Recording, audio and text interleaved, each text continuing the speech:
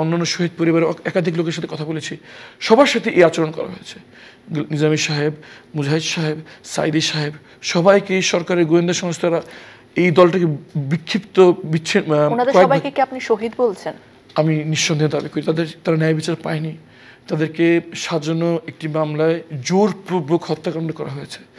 আমার দৃষ্টিতে আমার কোনো সন্দেহ নেই তারা অন্যায়ের শিকার এবং এই কারণে তারা শহীদ।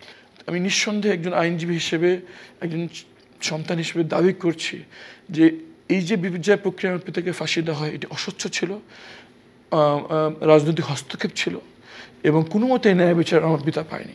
বারবারই আপনার বাবার কথা চলে আসছে এবং আপনি যে এইটার মধ্য দিয়ে গেছেন, আপনার বাবার পরিচয় নিশ্চয়ই সেটার একটা বড় কারণ হিসেবে ছিল এবং মানবতা বিরোধী অপরাধের কারণে তাকে ফাঁসির রায় দিয়ে সেটি কার্যকর করা হয়েছে।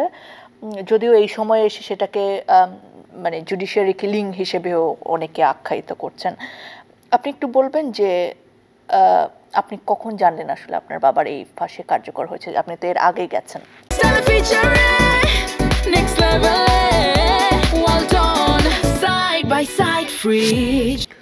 আমি যখন সে অন্ধকার ঘরে ছিলাম, যখন আমি প্রথমে নিজেকে সান্ত্বনা দিচ্ছিলাম যে 24 ঘন্টার বেশি অন্ধকার ঘরে থাকতে হবে না, কারণ সংবিধানের বিধান হচ্ছে 24 ঘন্টার ভিতরে আদালত হাজির করতে হয়।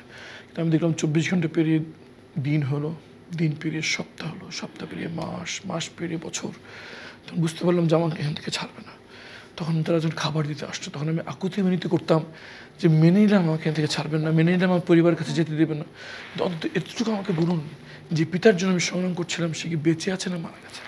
সন্তান হিসেবে কি এতটুকু জানার অধিকার আমার নাই? যুক্তরাষ্ট্র আমাদের কিছু করার উপরে নির্দেশ, কিচ্ছু বলা যাবে না। প্রায় 3 বছরের মাথায় প্রায় অসুস্থ হয়ে পড়তাম। খিচুনি হতো, চোখ উল্টে যেত, দাঁতে দাঁত লেগে যেত। কীভাবে সহ্য করতে মানুষ এটা? 3 মাসের মাথায় এত অসুস্থ হয়ে গেলাম যে তারা ডাক্তার নিয়ে আসলো। গলার স্বরে, আমি চোখ বাঁধা অবস্থায় গলার স্বরে শুনতে পাচ্ছি অনেক লোক আমার সেলে। তখন আমি দেখলাম কেউ একজন আমার কাঁধে হাত দিয়ে বলছে, ইয়ং ম্যান, তোমার মা এখনো বেঁচে আছে, তোমাকে শক্ত থাকতে হবে তোমার মায়ের জন্য। এই কথা আমি ইনডিরেক্টলি জানতে পারলাম 3 বছর পর যে আমার পিতা জীবিত নেই। আমি মুক্ত হওয়ার পর আমি জানতে পারি যে আমার গুমের 23 দিন পর আমার পিতাকে হত্যা করা হয়। ওকে, সো এই রায়ের অনেকের বেলায় যেটা বলা হচ্ছে জুডিশিয়ারি কিলিং, আপনিও কি নিজের পিতার বেলায় সেটাই মনে করেন? আপনি যেহেতু তার আইনজীবীও ছিলেন। নিঃসন্দেহে আমি একজন আইনজীবী হিসেবে 3টা কথা বলবো। প্রথমত হচ্ছে রাষ্ট্রপক্ষ যে সাক্ষী এবং তথ্যপত্র পেশ করেছে তা ফাঁসি তো দূরে থাকে, একদিন কারাদণ্ড দেওয়ার জন্য যথেষ্ট নয়। দ্বিতীয়ত হচ্ছে গিয়ে আমার পিতার মামলা একমাত্র যেখানে ট্রাইব্যুনালে একজন বিচারপতি ডিসেন্টিং জাজমেন্ট, মানে 2জন কনভিক্ট করেছেন, 1জন খালাস দিয়েছেন এবং আপিলের সময় সারা দেশ সাক্ষী প্রধান বিচারপতি বলেছিলেন যে এই তথ্যপত্র কেমন করে রাষ্ট্রপক্ষ নিয়ে আসে, তাদেরকে তো দাঁড় করা উচিত। এবং সারা দেশ সাক্ষী যে 2জন ক্যাবিনেট সদস্য সরাসরি প্রধান বিচারপতিকে হুমকি ধামকি দেয়। এভাবে প্রকাশ্য এক্সিকিউটিভ থেকে বিচার বিভাগে হস্তক্ষেপের নমুনা হয়তো বাংলাদেশ কেন পৃথিবীর কোথাও নাই। আমি নিঃসন্দেহে একজন আইনজীবী হিসেবে, একজন সন্তান হিসেবে দাবি করছি যে এই যে বিপর্যয় প্রক্রিয়া আমার পিতাকে ফাঁসি দেওয়া হয় এটি অস্বচ্ছ ছিল, রাজনৈতিক হস্তক্ষেপ ছিল এবং কোনো মতে ন্যায় বিচার আমার পিতা পায়নি। যতক্ষণ পর্যন্ত একটি ন্যায় বিচার না হচ্ছে, স্বচ্ছ বিচার উনি কারাদণ্ড না হচ্ছেন, আইনের দৃষ্টিতে উনি নির্দোষ। ওনার প্রতি এটা কেন করা হলো বলে মনে করেন? একেবারে রাজনৈতিক উদ্দেশ্যে।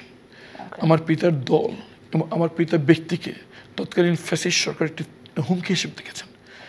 তাদের ইচ্ছা ছিল যে কয়দিন তাদের এই পরিবারের সদস্যরা জীবিত আছেন তারা ক্ষমতা থাকবেন, যারাই তাদের ক্ষমতার পথের বাধা তাদেরকে তারা টার্গেট করেছেন।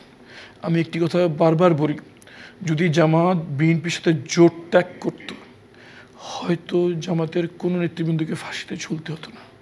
আমার পিতা আমাকে নিজে বলেছেন, জেলখানায় বারবার গোয়েন্দা সংস্থার লোকেরা ওনার কাছে এসছেন, ওখানে বলেছেন যে আপনি নিজে আরেকটি দল করুন, জামাত থেকে বের হয়ে যান, আমরা আপনার মৃত্যুদণ্ড হবে না সেটা নিশ্চিত করব।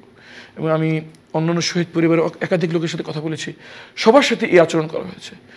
নিজামী সাহেব, মুজাহিদ সাহেব, সাইদি সাহেব, সবাইকে সরকারের গোয়েন্দা সংস্থারা এই দলটাকে বিক্ষিপ্ত সবাইকে কি আপনি শহীদ বলছেন?